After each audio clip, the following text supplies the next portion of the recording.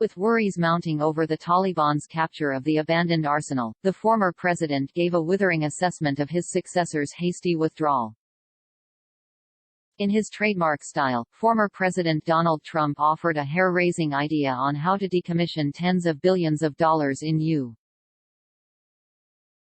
supplied military weaponry in Afghanistan, bomb the hell out of it. With worries mounting over the Taliban's capture of the abandoned arsenal, the former president advised U.S.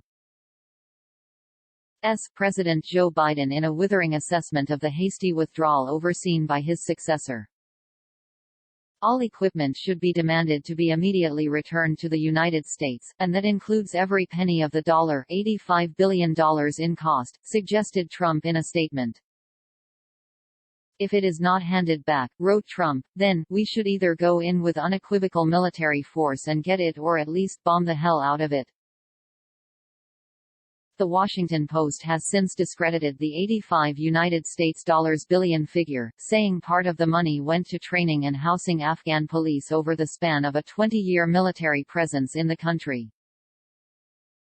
According to an estimate by the U.S. Government Accounting Office, the hardware left behind includes 22,174 Humvees, 8,000 trucks, 358,530 assault rifles and 33 Black Hawk helicopters. About a month ago, Afghanistan's Ministry of Defense posted on social media photographs of 7 new helicopters arriving in Kabul delivered by the United States. They'll continue to see a steady drumbeat of that kind of support, going forward, U.S. Defense Secretary Lloyd Austin told reporters a few days later at the Pentagon. In a matter of weeks, however, the Taliban had seized most of the country, as well as any weapons and equipment left behind by fleeing Afghan forces. Videos have shown advancing insurgents inspecting long lines of vehicles and opening crates of new firearms, communications gear and even military drones.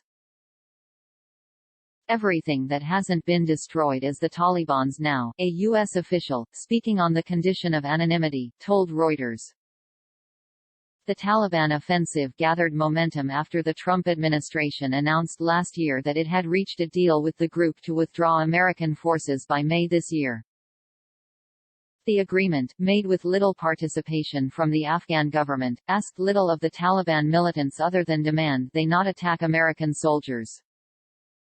Biden, taking office in January, decided to stick with the broader deal, pushing back the deadline to September, at first, and then August. But the U.S. and its allies expected President Ashraf Ghani's government to survive their departure, at least for months. That assumption fell apart this month as Taliban forces swept across provincial capitals in weeks, arriving in Kabul as the Afghan Defense Forces the U.S. spent more than $80 billion training collapsed. Current and former U.S. officials said there is concern those weapons could be used to kill civilians, be seized by other militant groups such as Islamic State to attack U.S. interests in the region, or even potentially be handed over to adversaries including China and Russia.